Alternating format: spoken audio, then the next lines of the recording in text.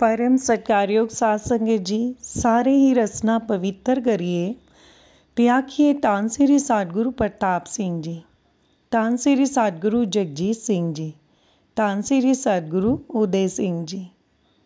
साध संगत जी, बीते दियां पैड़ां दे मुख नायक सतगुरु जगजीत सिंह जी हैं। कवि प्रीतम सिंह होरां ने इन्हां लिखतां विच सतगुरु जगजीत सिंह जी दे कई पक्षां समाजिक, धार्मिक, कलात्मक ते विहारक आदि नूं अपनी कलम द्वारा चितरिया है। अपनी लिखत बारे वो अपनी टिप्पणी करते हुए लिखते हैं, मेरी किरत यह दावा नहीं कर सकती कि मैं सतगुरु जगजीत सिंह जी की जीवनी के सारे पक्ष संजो रखे हैं। सगों हकीकत यह है कि जद कदे श्री सतगुरु जी की निकटता हुई है, उस वेले दे मेरे सन्मुख बीते पलां नूं संभालण दा यतन है मेरी यह लिखित। साध संगत जी, बीते दियां पैड़ां विचों कवि प्रीतम सिंह जी दसदे हन, सब तो पहला सतगुरु प्रताप सिंह जी का साध संगत लई खास हुक्म। 8 मई 1959 ईस्वी नूं इलाका जीवन नगर विखे स्किनरी नाले नूं साफ करदे होए स्किनरी नाले नूं साफ करदे 15-20 सिखां नूं सतगुरु प्रताप सिंह जी दर्शन दिते ते फरमाया, मेरा कोई पता नहीं कदों आवां जां कदों ना आवां, हुण तो इत्थे वड्डे काके ने रहना है। जिस दी उस नाल बनदी है जां जिस बना के रखनी है ਉਹ ਰਹੇ, जो ਉਹਦੇ आखे नहीं लग सकदा ਉਹ बेशक बिस्तरा गोल कर ले, साडी उस ते खुशी ही होवेगी। हुण सारे अख्तियार वड्डे काके पास ही होने हैं, यानी सतगुरु जगजीत सिंह जी पास ही होने हैं। सचमुच ही वड्डे हैं। 23 अगस्त 1959 ईस्वी नूं श्री भैणी साहिब विखे राती 8 वजे के करीब वड्डे महाराज यानी सतगुरु जगजीत सिंह जी मैनू मिले, यानी कवि प्रीतम सिंह नूं मिले। वख लै जाके रो पए, कहन लगे, अज जद दुपहरे बाबा जी यानी महाराज बीर सिंह जी मेरे बराबर कपड़े ते ना बैठे तां मेरे कलेजे विच चीर फिर गया। गद्दी कार अजिही है, मेरा जी करे मैं ये थां छड्ड दियां जो इस प्यारे वीर तो भी इस तरह विछोड़ रही है, मैनू बहुत वड्डिया बना रही है ते उन्हां नूं मेरा इन्ना आदर करन ते मजबूर कर रही है, पर मैं नामधारी पंथ दीआं लोड़ां नूं अते सतगुरां वल्लों संभाली जिम्मेवारी नूं निभाउण लई मजबूर हां। सतगुरु जगजीत सिंह जी रो रहे सन, यानी उस टाइम वड्डे बाबा जी सन, रो रहे सन। मैं गलवकड़ी पाई ते पाणी नूं मिठा करके मन्नण लई किहा। दूजी अर्ज मैं कीती, तुहाडे मोढे इस भार नूं चुकण दे काबिल हन, तुसां इस समय विच उन्हां नूं भी जरूर संतुष्ट करना ਜਿਹੜੇ ਹੁਣ तक ਤੁਹਾਡੀ ਮੁਖਾਲਫਤ ਕਰਦੇ ਰਹੇ ਹਨ। ਭਾਈ ਵਜੀਰ ਸਿੰਘ ਜੀ ਅਤੇ ਰਤਨ ਸਿੰਘ ਹੋਰਾਂ ਨੂੰ ਸਤਿਗੁਰ ਪ੍ਰਤਾਪ ਸਿੰਘ ਜੀ ਦੇ ਅਨੀਨ ਸੇਵਕ ਤੇ ਪ੍ਰੇਮੀ ਜਾਣ ਕੇ ਕਿਸੇ ਤਰ੍ਹਾਂ ਦਾ ਕੋਈ ਕਸ਼ਟ ਨਾ ਆਉਣ ਦੇਣਾ, ਤਨ ਮਨ ਤੇ ਧਨ ਕਰਕੇ। ਮਹਾਰਾਜ ਜੀ ਯਾਨੀ ਸਤਿਗੁਰੂ ਜਗਜੀਤ ਸਿੰਘ ਜੀ ਨੇ ਉੱਤਰ ਦਿੱਤਾ, ਮੈਂ ਕਈ ਸਾਲਾਂ ਤੋਂ ਭਾਈ ਵਜੀਰ ਸਿੰਘ ਜੀ ਨਾਲ ਨਹੀਂ ਬੋਲਿਆ ਸਾਂ, ਪਰ ਅੱਜ ਉਚੇਚਿਆਂ ਉਹਨਾਂ ਕੋਲ ਗਿਆ। ਪਹਿਲੀ ਵਾਰ ਕੋਲ ਗਿਆ ਤਾਂ ਮੇਰਾ ਗਲਾ ਭਰ ਆਇਆ, ਬੋਲਿਆ ਹੀ ਨਹੀਂ ਗਿਆ ਮੇਰੇ ਤੋਂ। ਫਿਰ ਮਹਾਰਾਜ ਨਿਹਾਲ ਸਿੰਘ ਜੀ ਨੂੰ ਮਿਲ ਕੇ ਦੁਬਾਰਾ ਗਿਆ ਤਾਂ ਉਹ ਵੀ ਪਛਾਣ ਨਾ ਸਕੇ। ਰਤਨ ਸਿੰਘ ਨੇ ਦੱਸਿਆ ਕਿ ਇਹ ਵੱਡੇ ਬਾਬਾ ਜੀ ਨੇ। ਮੈਂ ਭਾਈ ਜੀ ਨੂੰ ਕਿਹਾ, ਭਾਈ ਜੀ ਹੁਣ ਸਤਿਗੁਰਾਂ ਦੀ ਥਾਂ ਤੁਸੀਂ ਸਾਡਾ ਆਸਰਾ ਜੀ। ਕਵੀ ਪ੍ਰੀਤਮ ਸਿੰਘ ਇੱਕ ਗਲਵਕੜੀ ਫੇਰ ਪਾਈ ਤੇ ਤਸੱਲੀ ਕੀਤੀ ਕਿ ਵੱਡੇ ਮਹਾਰਾਜ ਜੀ ਸੱਚਮੁੱਚ ਹੀ ਵੱਡੇ ਹਨ, ਉਹ ਸਮਰੱਥ ਪੂਰਕ ਹੋਣਗੇ। ਕਵੀ ਜੀ ਸੁਣਾਉਂਦੇ ਹਨ ਕਿ ਦਿੱਲੀ ਦਾ ਇੱਕ ਸਿੰਘ ਆਪਣੀ ਪਤਨੀ ਨਾਲ ਸਤਿਗੁਰੂ ਜੀ ਨੂੰ ਮੱਥਾ ਟੇਕਣ ਵਾਸਤੇ ਆਇਆ। ਉਸਨੇ ਸਤਿਗੁਰੂ ਜੀ ਨੂੰ ਅਰਜ਼ ਕੀਤੀ ਕਿ ਦੀਨ ਦਿਆਲ ਜੀ, ਪਤਾ ਨਹੀਂ ਇਸ ਨੂੰ ਕੀ ਰੋਗ ਹੈ, ਇੱਕਦਮ ਛਾਈ ਮਾਈ ਹੋ ਜਾਂਦੀ ਹੈ, ਸਰੀਰ ਤਣਿਆ ਜਾਂਦਾ ਹੈ ਇਹਦਾ, ਡਾਕਟਰਾਂ ਨੂੰ ਕੁਝ ਵੀ ਪਤਾ ਨਹੀਂ ਲੱਗਦਾ। सतगुरु जी ने फरमाया, ਜ਼ਰੂਰੀ नहीं कि हर रोग ਡਾਕਟਰਾਂ ਦੁਆਰਾ ਹੀ ਠੀਕ ਹੋ ਜਾਏ। ਲੋਕ ਡਾਕਟਰਾਂ 'ਤੇ ਵਿਸ਼ਵਾਸ ਕਰਕੇ ਉਹਨਾਂ ਪਾਸ ਜਾਂਦੇ ਹਨ ਅਤੇ ਕਈ ਵਾਰ ਨਵੇਂ ਰੋਗ ਲੈ ਕੇ ਘਰ ਮੁੜ ਆਉਂਦੇ ਹਨ। ਇਲਾਜ ਕਰਵਾਉਣ ਗਿਆ ਕਈ ਮਰ ਵੀ ਜਾਂਦੇ ਹਨ, ਪਰ ਡਾਕਟਰਾਂ ਪਾਸ ਜਾਣੋਂ ਲੋਕ ਹਟਦੇ ਨਹੀਂ। ਫਿਰ ਭੂਤਾਂ ਪ੍ਰੇਤਾਂ ਦਾ ਵਹਿਮ ਕਈ ਪਰੇਸ਼ਾਨੀਆਂ ਪੈਦਾ ਕਰਦਾ ਹੈ। ਵਿਸ਼ਵਾਸ ਕਰਕੇ ਸਾਧ ਸੰਗਤ ਤੇ ਸਤਿਗੁਰੂ ਵੱਲ ਧਿਆਨ ਕਰੋ। ਸਾਧ ਸੰਗਤ ਵਿੱਚ ਅਰਦਾਸ ਹੋ ਜਾਵੇਗੀ। ਸਤਿਗੁਰਾਂ ਆਪਣੀ ਮਿਸਾਲ ਦਿੱਤੀ। ਮੇਰੇ ਪੇਟ ਦੀ ਖਰਾਬੀ ਬਾਰੇ ਸਾਰੇ ਵੱਡੇ ਵੱਡੇ ਡਾਕਟਰਾਂ ਨੂੰ ਪਤਾ ਹੈ, ਪਰ ਕੋਈ ਡਾਕਟਰ ਜਾਂ ਹਕੀਮ ਇਸ ਨੂੰ ਠੀਕ ਨਹੀਂ ਕਰ ਸਕਿਆ। ਜੇ ਕਿਸੇ ਦੀ ਦਵਾਈ ਕਾਰਗਰ ਜਾਪੇ ਤਾਂ ਉਹ ਵੀ 2-4 ਦਿਨ ਲਈ ਆਰਾਮ ਦਿੰਦੀ ਹੈ, ਪਰ ਮੈਂ ਤਾਂ ਸਤਿਗੁਰੂ ਦੀ ਕਿਰਪਾ ਨਾਲ ਨਾ ਰੋਗ ਤੋਂ ਡਰਦਾ ਹਾਂ ਤੇ ਨਾ ਕਿਸੇ ਹੋਰ ਤੋਂ। ਸਿਹਤ ਬਹਾਲ ਰੱਖਣ ਲਈ ਸਾਰਾ ਯਤਨ ਕਰਨਾ ਤਾਂ ਬਣਦਾ ਹੈ। ਵਧੇਰੇ ਕੁਦਰਤੀ ਜੀਵਨ ਅਖਤਿਆਰ ਕਰੋ। 8 ਜੁਲਾਈ 1977 ਈਸਵੀ ਨੂੰ ਸਤਿਗੁਰੂ ਜੀ ਨੇ ਆਸਾ ਦੀ ਵਾਰ ਨਾਮਧਾਰੀ ਕਲੋਨੀ ਰਮੇਸ਼ ਨਗਰ ਵਿਖੇ ਸੁਣੀ। ਮੈਂ ਪੂਸਾ ਰੋਡ ਕੋਠੀ 10 ਵਜੇ ਪਹੁੰਚਿਆ। ਮੇਰੇ ਜਾਂਦਿਆਂ ਨੂੰ ਸਤਿਗੁਰੂ ਜੀ ਡਾਲਟਨਗੰਜ ਦੇ ਸੁਰਿੰਦਰ ਸਿੰਘ ਨਾਲ ਗੱਲਬਾਤ ਕਰ ਰਹੇ ਸਨ। ਫਰਮਾਇਆ, ਤੇਰੀ ਗੱਲ ਸੁਣ ਕੇ ਮੈਨੂੰ ਪਰੇਸ਼ਾਨੀ ਹੋਈ ਹੈ। ਤੇਰੇ ਮਨ ਵਿੱਚ ਇੰਨੀ ਕਮਜ਼ੋਰੀ ਕਿਵੇਂ ਆ ਗਈ? ਤੂੰ ਤਾਂ ਮਾਇਆ ਵੱਲੋਂ ਵੀ ਕੋਈ ਮੁਸ਼ਕਿਲ ਨਹੀਂ ਰੱਖਦਾ, ਪਰ ਇੱਥੇ ਕਵੀ ਹੋਰਾਂ ਵਰਗੇ ਵੀ ਹਨ ਜੋ ਕਿਸੇ ਵੱਡੀ ਤੋਂ ਵੱਡੀ ਮੁਸੀਬਤ ਨੂੰ ਵੀ ਟਿੱਚ ਜਾਣਦੇ ਹਨ। ਬੰਦੇ ਨੂੰ ਹਿੰਮਤ ਰੱਖਣੀ ਚਾਹੀਦੀ ਹੈ। ਮਸਲੇ ਆਪਣੇ ਆਪ ਹੀ ਠੀਕ ਹੋ ਜਾਂਦੇ ਹਨ। ਇੱਕ ਵਾਰੀ ਜੀਵਨ ਨਗਰ ਵਿਖੇ ਮੇਰੀ ਕੋਠੀ ਜਾਂਦਿਆਂ ਨੂੰ ਸਤਿਗੁਰੂ ਜੀ ਨਵੇਂ ਗੈਰੇਜ ਦੀ ਉਸਾਰੀ ਪਾਸ ਖਲੋਤੇ ਉਸਾਰੀ ਵੇਖ ਰਹੇ ਸਨ।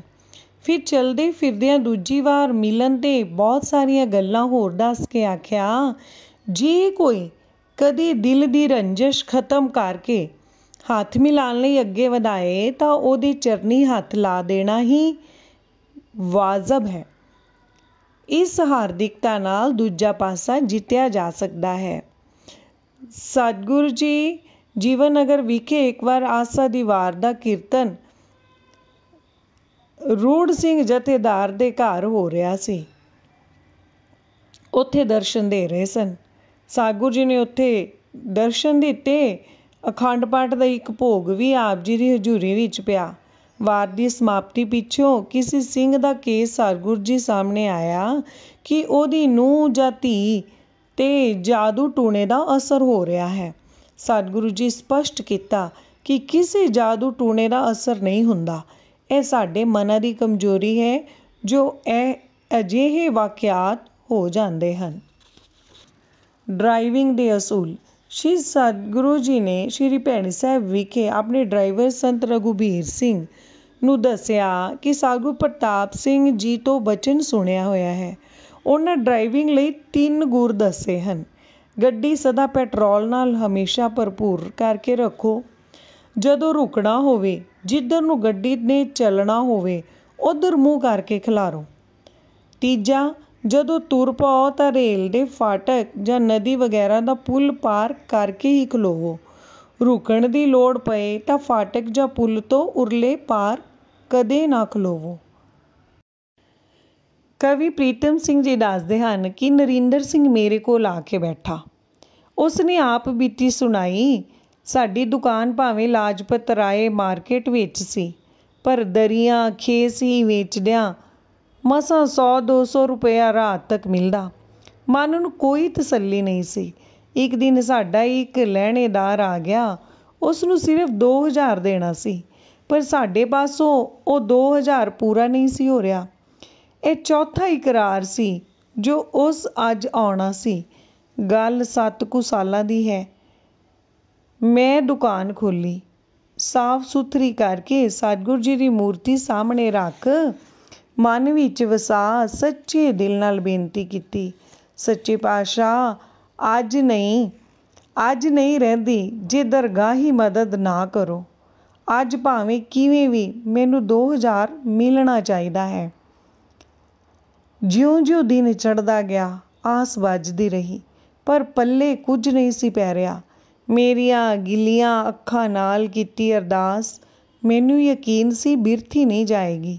शिकारी दे तीर ਥਾਂ ਸਿਰ ਲੱਗੇ ਵਾਂਗ ਮੈਨੂੰ ਆਪਣੀ ਅਰਦਾਸ ਦੇ ਧੁਰ ਦਰਗਾਹੇ ਪਹੁੰਚਣ ਦਾ ਵਿਸ਼ਵਾਸ ਸੀ। ਘੜੀ ਘੰਟੇ ਤੇ ਘੰਟਾ ਕਰਦੀ ਵਕਤ ਲੰਘਾਈ ਜਾ ਰਹੀ ਸੀ, ਪਰ ਦੁਕਾਨਦਾਰੀ ਵਾਲੀ ਗੱਲ ਕੋਈ ਨਾ ਬਣੀ। 2 ਵਜੇ ਦੇ ਕਰੀਬ ਦਿੱਲੀ ਦੇ ਜਥੇਦਾਰ ਦਰਸ਼ਨ ਸਿੰਘ ਹੋਰੀ ਇਕੱਠਾ ਹੀ 2000 ਰੁਪਇਆ ਲੈ ਕੇ ਆ ਗਏ। ਕਹਿਣ ਲੱਗੇ, ਸਤਿਗੁਰੂ ਜੀ ਨੇ ਭੇਜਿਆ ਹੈ। ਕਿਹਾ ਨੇ ਨਰਿੰਦਰ ਨੂੰ ਕਹੋ 50 ਬਿਸਤਰੇ ਤਿਆਰ ਕਰਕੇ ਭੈਣੀ ਸਾਹਿਬ ਭੇਜ ਦੇਵੇ। ਜਿੰਨੇ ਦਾ ਬਿੱਲ ਬਣੇਗਾ ਉਸ ਦਾ ਬਕਾਇਆ ਵੀ ਭੇਜ ਦੇਵਾਂਗੇ। ਬਿਲਕੁਲ ਦੇਰ ਨਾ ਕਰੇ। ਰਕਮ ਅਸਾਂ ਲਹਿਣੇਦਾਰ ਨੂੰ ਦੇ ਦਿੱਤੀ। ਰਾਤ ਤੱਕ 2-4 ਗਾਹਕ ਹੋਰ ਵੀ ਆ ਗਏ ਅਤੇ ਉਸ ਦਿਨ ਤੋਂ ਸਾਡਾ ਕੰਮ ਇੰਨਾ ਵਧਿਆ ਕਿ ਅੱਜ ਸਰਮਾਏ ਵੱਲੋਂ ਰੱਤੀ ਭਰ ਵੀ ਚਿੰਤਾ ਨਹੀਂ। ਸੰਤ ਗੁਰਬਖਸ਼ ਸਿੰਘ ਜੀ ਨੇ ਗੱਲ ਪੂਰੀ ਕੀਤੀ। ਇੱਕ ਵੇਲਾ ਸੀ ਕਿ ਅਸੀਂ ਆਪਣੀ ਦੁਕਾਨ ਦਾ 1000 ਰੁਪਈਆ ਮੰਗਦੇ ਸਾਂ ਕਿ ਜੇ ਮਿਲ ਜਾਵੇ ਤਾਂ ਬਾਹਰ ਪਹਾੜਾਂ ਨੂੰ ਜਾਂ ਦੂਰ ਦਰਾਜ ਨਿਕਲ ਜਾਈਏ। ਪਰ ਹੁਣ ਇਹ ਹਾਲ ਹੈ ਕਿ 2 ਸਾਲ ਪਹਿਲਾਂ ਆਪਣੇ ਨਾਲ ਦੀ ਦੁਕਾਨ ਲੈਣ ਲਈ 1 ਲੱਖ ਰੁਪਈਆ ਆਫਰ ਕੀਤਾ। ਸੌਦਾ ਨਾ ਬਣਨ 'ਤੇ ਅਸੀਂ ਮੇਰੇ ਛੋਟੇ ਭਰਾ ਨੂੰ ਗਾਂਧੀ ਨਗਰ ਵਿੱਚ ਉਸ ਦੀ ਆਟਾ ਚੱਕੀ ਪੁੱਟਾ ਕੱਪੜੇ ਦੀ ਦੁਕਾਨ ਪਾਉਣ ਲਈ ਕਿਹਾ। ਸਰਮਾਇਆ ਅਸਾਂ ਲਾ ਦਿੱਤਾ। ਅੱਧੋ ਅੱਧੀ ਪੱਤੀ ਕਰ ਲਈ।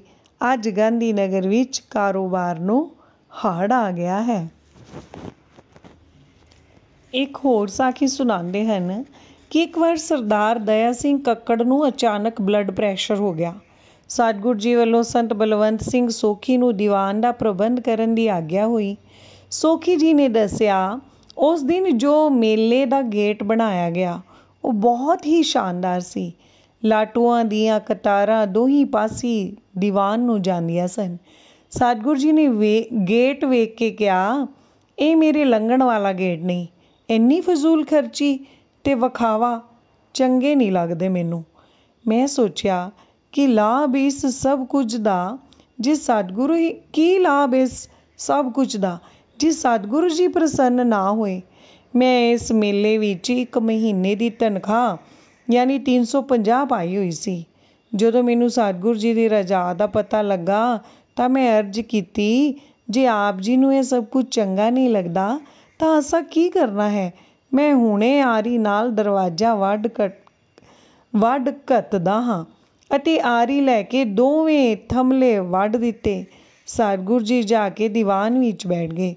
ਆਨੰਦ ਕਾਰਜਾਂ ਵਾਲੇ ਦਿਨ ਮੈਂ ਸੋਧੀ ਹੋਣ ਕਰਕੇ ਹਵਨ ਕਰ ਰਿਹਾ ਸਾਂ, ਪਰ ਮੇਰੇ ਮਨ ਵਿੱਚ ਕਲਪਨਾ ਸੀ, ਇਹ ਰਕਮ ਜੋ ਮੈਂ ਹੋਲੇ ਵਾਸਤੇ ਹਿੱਸਾ ਪਾਈ ਹੈ, ਇਹ ਕਿਸ ਅਰਥ ਜੇ ਸਤਿਗੁਰੂ ਜੀ ਦੀ ਨਾਰਾਜ਼ਗੀ ਰਹੇ ਅਤੇ ਮੈਂ ਪਤਾ ਨਹੀਂ 3 ਕਿ 4 ਮਹੀਨਿਆਂ ਵਿੱਚ ਆਪਣੀ ਲੋੜ ਦੀ ਇਹ ਰਕਮ ਇਕੱਤਰ ਕਰਾਂਗਾ।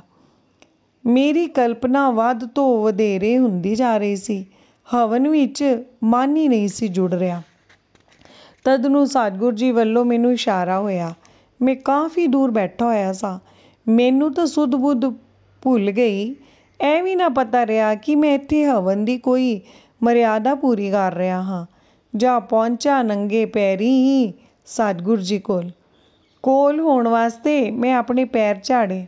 ਸਤਿਗੁਰੂ ਜੀ ਬਚਨ ਕੀਤਾ, ਸਿੰਘਾ ਇਹ ਚਰਨ ਧੂੜ ਮੈਨੂੰ ਹੀ ਦੇ ਦਿੰਦੋ। ਤੇਰੇ ਵਰਗੇ ਸਿੰਘਾਂ ਦੀ ਘਾਲਣਾ ਨਾਲ ਹੀ ਇਹ ਹੋਲਾ ਹੋ ਰਿਹਾ ਹੈ। ਇਹ ਸੁਣਦਿਆਂ ਜਾਂ ਮੈਂ ਯਾਨੀ ਕਵੀ ਪ੍ਰੀਤਮ ਸਿੰਘ ਸੋਖੀ ਵੱਲ ਨਜ਼ਰ ਭਰ ਕੇ ਵੇਖਿਆ। ਉਹਦੇ ਹੰਝੂ ਵਹਿ ਰਹੇ ਸਨ ਤੇ ਉਸਦਾ ਚਿਹਰਾ ਯਾਦ ਕੜਵਲ ਨਾਲ ਲਾਲੋ ਲਾਲ ਹੋਇਆ ਪਿਆ ਸੀ। ਫਿਰ ਉਸ ਜ਼ਰਾ ਸੰਭਲ ਕੇ ਆਖਿਆ, ਬਸ ਉਸ ਸਮੇਂ ਤੋਂ ਬਾਅਦ ਮੇਰੇ ਅੰਦਰ ਐਸੀ ਤਸੱਲੀ ਤੇ ਢਾਰਸ ਹੋ ਗਈ ਕਿ ਸਾਰਾ ਹੋਲਾ ਮਸਤਾਨਿਆਂ ਵਾਂਗ ਖੁਸ਼ੀ ਭਰਪੂਰ ਹੋ ਕੇ ਭੁਗਤਿਆ। ਇਹ ਹੋਲਾ 11 ਮਾਰਚ 1966 ਦਾ ਸੀਗਾ। ਕਵੀ ਜੀ ਦੱਸਦੇ ਹਨ ਕਿ 21 ਅਗਸਤ 1978 ਨੂੰ ਦਿੱਲੀ ਵਿਖੇ ਸ਼੍ਰੀ ਆਨੰਦ ਨੇ ਸਵਾਲ ਕੀਤਾ, ਮਹਾਰਾਜ ਜੀ ਕਰਮਾਂ ਦੀ ਕੀ ਗੱਲ ਹੈ? ਕਰਮਾਂ ਦੀ ਗੱਲ ਕੀ ਹੈ? ਸਤਿਗੁਰੂ ਜੀ ਉੱਤਰ ਦਿੱਤਾ, ਗੱਲ ਕਰਮਾਂ ਦੀ ਵੀ ਹੈ, ਪਰ ਇਸ ਨਾਲ ਹੋਰ ਵੀ ਬਹੁਤ ਸਾਰੀਆਂ ਗੱਲਾਂ ਜੁੜੀਆਂ ਹੋਈਆਂ ਹਨ। ਦੁਨਿਆਵੀ ਕਾਨੂੰਨ ਹੈ, ਜਿਵੇਂ ਕਿਸੇ ਆਦਮੀ ਦੇ ਕਤਲ ਦਾ ਕੇਸ ਬਣ ਗਿਆ ਹੈ, ਉਹਨੂੰ ਗਵਾਹੀਆਂ ਆਦਿ ਦੇ ਆਧਾਰ 'ਤੇ ਫਾਂਸੀ ਦੀ ਸਜ਼ਾ ਹੋ ਗਈ ਹੈ, ਇਹ ਕਾਨੂੰਨ ਹੈ। ਪਰ ਇਹ ਵੀ ਰਵਾਇਤ ਹੈ ਕਿ ਕਦੇ ਗਵਰਨਰ ਆਇਆ ਜਾਂ ਕਿਸੇ ਵਲੀਅਹਦ ਸ਼ਹਿਜ਼ਾਦੇ ਦਾ ਜਨਮ ਹੋ ਗਿਆ। ਇਸ ਵਿੱਚ ਹੀ ਕਿੰਨਿਆਂ ਦੀ ਮੌਤ ਦੀ ਸਜ਼ਾ ਮਨਸੂਖ ਹੋ ਗਈ ਜਾਂ ਕੈਦੀ ਰਿਹਾ ਕਰ ਦਿੱਤੇ। ਅਜਿਹੀਆਂ ਗੱਲਾਂ ਬਖਸ਼ਿਸ਼ ਦੇ ਖੇਤਰ ਵਿੱਚ ਆ ਜਾਂਦੀਆਂ ਹਨ। ਬਖਸ਼ਿਸ਼ ਹੋ ਗਈ ਤਾਂ ਸਾਰੀਆਂ ਗੱਲਾਂ ਆਸਾਨ ਹੋ ਗਈਆਂ। ਬਖਸ਼ਿਸ਼ ਬਾਰੇ ਸਤਿਗੁਰੂ ਜੀ ਨੇ ਇੱਕ ਹੋਰ ਉਦਾਹਰਨ ਦਿੱਤੀ ਕਿ ਇੱਕ ਲੜਕਾ ਹੈ ਸਲਾਮਤ ਖਾਂ, ਸ਼ਾਮ 84 ਦਾ। ਸਲਾਮਤ ਅਲੀ ਤੇ ਨਜ਼ਾਕਤ ਅਲੀ ਦੋਵੇਂ ਭਰਾ ਹਨ, ਪਾਕਿਸਤਾਨ ਦੇ ਪ੍ਰਸਿੱਧ ਗਵੱਈਏ। ਉਦੋਂ 4-5 ਸਾਲ ਦਾ ਹੋਵੇਗਾ ਜਦੋਂ ਦੋਵੇਂ ਭਰਾ ਸਤਿਗੁਰੂ ਪ੍ਰਤਾਪ ਸਿੰਘ ਜੀ ਕੋਲ ਆਉਣ ਜਾਣ ਲੱਗ ਪਏ। ਉਹਨਾਂ ਦਾ ਇੱਕ ਚਾਚਾ ਜਾਂ ਤਾਇਆ ਹੈ, ਕਰੀਮ ਬਖਸ਼। ਸਾਡੇ ਪਾਸ ਵੀ ਇਹਨਾਂ ਨੂੰ ਉਹ ਲੈ ਕੇ ਆਉਂਦੇ ਸਨ। ਪਿੱਛੋਂ ਜਿਹੇ ਜਾ ਕੇ ਉਹ ਦੀਵਾਨੇ ਮਸਤਾਨੇ ਹੋ ਗਏ। ਰੂੜੀਆਂ 'ਤੇ ਤੁਰੇ ਫਿਰਨ ਤੇ ਇਹ ਗਾਉਣ, ਹਰਦਮ ਰਹਿੰਦਾ ਨੀ ਰਾਂਝਾ ਮੇਰੇ ਨਾਲ। ਬੱਚੇ ਸਮਾਲਤ ਅਲੀ ਨੂੰ ਕਰੀਮ ਬਖਸ਼ ਜੀ ਪਾਸ ਲੈ ਗਏ। ਉਸ ਦੀਵਾਨੇ ਨੇ ਇਹਦੇ ਮੂੰਹ ਵਿੱਚ ਥੁੱਕ ਦਿੱਤਾ। ਉਸੇ ਦਿਨ ਤੋਂ ਇਸ ਬੱਚੇ ਸਲਾਮਤ ਨੂੰ ਸੰਗੀਤ ਦਾ ਅਖੁੱਟ ਭੰਡਾਰ ਮਿਲ ਗਿਆ। ਦਿਮਾਗ ਰੌਸ਼ਨ ਹੋ ਗਿਆ। ਅਸਾਂ ਉਸਨੂੰ 8 ਸਾਲ ਦੀ ਉਮਰੇ ਸਿਆਣਿਆਂ ਉਸਤਾਦਾਂ ਵਾਂਗ ਹੱਥ ਮਾਰ-ਮਾਰ ਗਾਉਂਦੇ ਵੇਖਿਆ ਹੈ। ਇਹ ਬਖਸ਼ਿਸ਼ ਹੈ, ਮਿਹਨਤ ਨਹੀਂ ਸੀ। ਸੰਗੀਤ ਦਾ ਖਜ਼ਾਨਾ ਬਿਨਾਂ ਮਿਹਨਤ ਤੋਂ ਮਿਲ ਗਿਆ। ਮਿਹਨਤ ਬਖਸ਼ਿਸ਼ ਦਾ ਟਾਕਰਾ ਨਹੀਂ ਕਰ ਸਕਦੀ। ਬਖਸ਼ਿਸ਼ ਤੇ ਇਲਾਹੀ ਦਾਤ ਹੈ, ਉਸ ਦੇ ਵੱਡੇ ਭਰਾ ਨੂੰ ਇਹ ਪ੍ਰਾਪਤ ਨਹੀਂ ਹੋਈ। ਇਸ ਗੱਲ ਤੋਂ ਭਾਵ ਮਿਹਨਤ ਨੂੰ ਛੁਟਿਆਉਣਾ ਨਹੀਂ, ਸਿਰਫ ਬਖਸ਼ਿਸ਼ ਦੀ ਮਹਾਨਤਾ ਹੀ ਦੱਸਣਾ ਹੈ। ਆਦਮੀ ਸਕੂਲ ਵਿੱਚ ਪੜ੍ਹਦਾ ਹੈ, ਕੁਝ ਨੰਬਰ ਉਹ ਮਿਹਨਤ ਦੇ ਲੈਂਦਾ ਹੈ, ਕੁਝ ਮਾਸਟਰ ਦੇ ਦਿੰਦਾ ਹੈ। ਇਸ ਤਰ੍ਹਾਂ ਮਿਹਨਤ ਕੀਤੀ ਵੀ ਵਿਅਰਥ ਨਹੀਂ ਜਾਂਦੀ। ਬੰਦਾ ਲੱਗਾ ਰਹੇ, ਕੁਝ ਕਰਦਾ ਰਹੇ, ਅੰਤ ਵਿੱਚ ਜਿੱਤ ਹੀ ਜਾਂਦਾ ਹੈ। ਸਾਰੇ ਆਖ ਲਈਏ, ਧੰਨ ਸ੍ਰੀ ਸਤਿਗੁਰੂ ਜਗਜੀਤ ਸਿੰਘ ਜੀ।